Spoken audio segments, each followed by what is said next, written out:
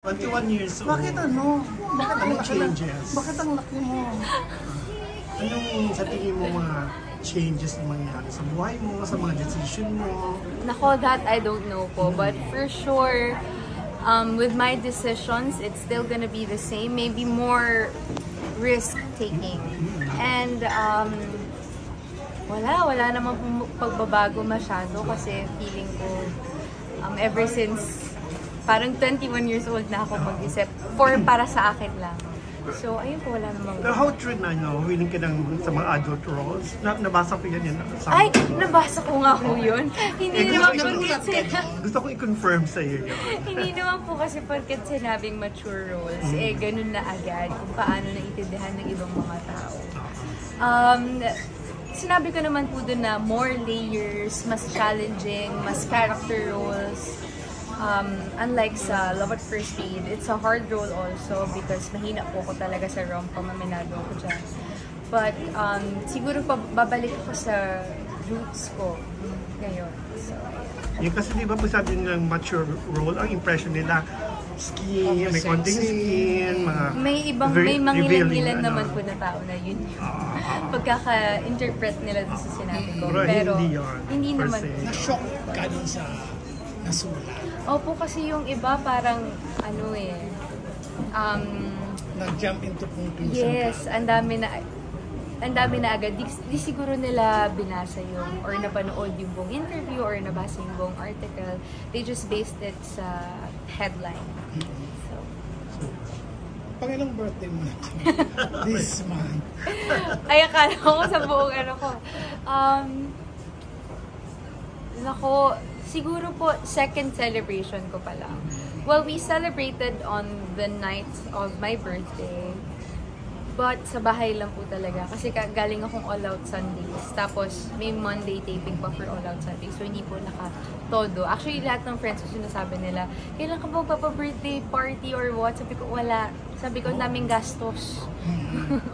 Parang extra special kasi bigay sa inyo ng Oo naman po, extra special talaga to dahil may iba dito na new faces, may iba dito na ilang taon ko nakasama, and I'm always grateful for them, and nandito sila lahat para protect. Actually, parang ito, safe space to sa akin kasi alam ko lahat na nandito ay minamahal ako, sinusuportahan ako, dinedepensahan ako sa kung ano mang kumakalat or na masama tungkol sa akin. So this is really my safe place. Saka maganda binabalik mo ulit yung nakaraan sa The Flowers na for a while naging busy ka kasi so saka pandemic din. Yes. Pandemic. So, kaya nga po. Attention sa kanila medyo lumali na konti ba din yung bringing it back? Of course, deserve naman po nila yung ganung pagbigay ko ulit. And ito lang naman po yung hinihingi nila eh. Napakasimpleng bagay. So, I'm just really thankful for them. Sana masaya kayo lahat, guys. You were living on the 19th. Can you tell us about Living sa Korea? Korea.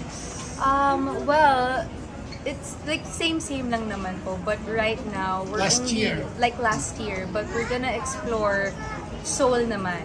The last time kasi we explored more of Busan kesa sa Seoul. So ngayon naman po sa Seoul. Sa Seoul lang talaga kami. And it's gonna be an exciting trip kasi I will be with the people that I love working with KTO. Siyempre, sana po mas humaba pa yung relationship ko with them dahil sobrang na-enjoy ko po talaga. And yeah, yun lang naman ho. We're just gonna be there to have fun. A lot of fun. Parang yung Singapore. Parang yung Singapore trip. Yes. Pero wala namang pressure kasi being the honorary ambassador ng Korea. Kasi, di ba, ipapromote mo din yung Yes. Korea. Of course, there's pressure po kasi syempre, malaking bagay sa atin ngayon ang Korean culture. Malaking impluwensya siya. So, pero hindi po ako kinakabahan kasi alam ko naman that it's gonna be genuine, authentic yung paano mang comments ko sa mga lugar na pupuntahan namin. So, totoo lang. Doon na tayo sa totoo. Kaylin, regarding dun sa celebration, di ba? I'm sure may nakakarating din sa'yo, mga konting entry regarding the cake. How would you like to, First say of all something po, about it. well,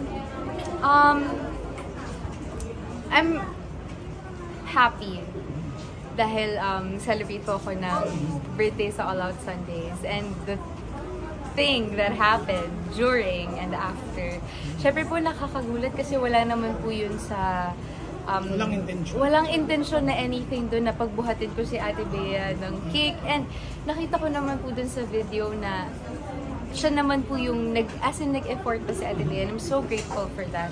Sana lang po talaga, like yung ibang mga tao, bago po mag-judge or make a comment, sana po panoorin muna nila yung buong video. Hindi lang po yung article but yung buong video. Kasi may nagsasabing hindi raw nakaka-rate na, yung mga tipong ganung comments. No questions naman po, na-reyna talaga si Ate Bea, and we're giving her all of the respect that she deserves. So ayun, actually for Ate Bea, parang wala lang po yun. Sobrang humble po ni Ate Bea. Oo, yung parang sinabi niya naman na siya naman po yung... Pero of course... Tinaro na ni Bea na parang tinulungan ka lang. Kasi Pero nga, meron kang hawak na flower na bigay niya. Yes, and pero syempre po nahiya po ako. Kaya nga po kung makikita niyo po dun sa video, habang nagsisimula ako, tinignan ko ulit yung cake. Kasi nahihiya ako na siya yung may hawak. Of course po. Pero sadyang... Pero nagulat ka?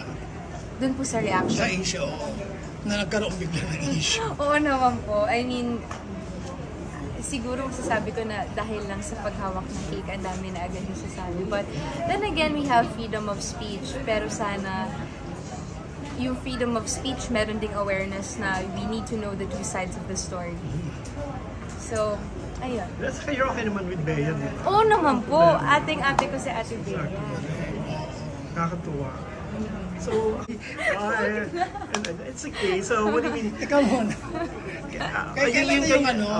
Kailan na ba yung bagong project?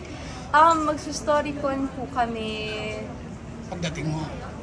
Bago po ako umalis. Magsustorycon po kami. May idea ka na kung sino yung mga cast? Makakasama ko. Naku, meron po akong idea. Siguro sa 3 sa kanila na makakasama ko. And then yung dalawang makakasama ko, ilay ko naman nakakasama sa All Out Sundays. And then yung isang kasama ko isang batikang artista na sobrang kinakabahan ho ako na makatrabaho, but I'm honored na makatrabaho po siya. Parang may nabasa ako, Conor Reyes. Ha? Hindi pa natin alam. Hindi pa natin alam. How are you and Mommy now? After the, alam mo yung sinabing yung team up. Pero kayo super close pa rin kayo, ba? Oo You naman go together. po. Siyempre, we know the separation of work and then ng personal. And then sa personal, hindi po yun magagalaw or mababago. The reason why I use the word magagalaw is syempre ang dami sinasabi sa work.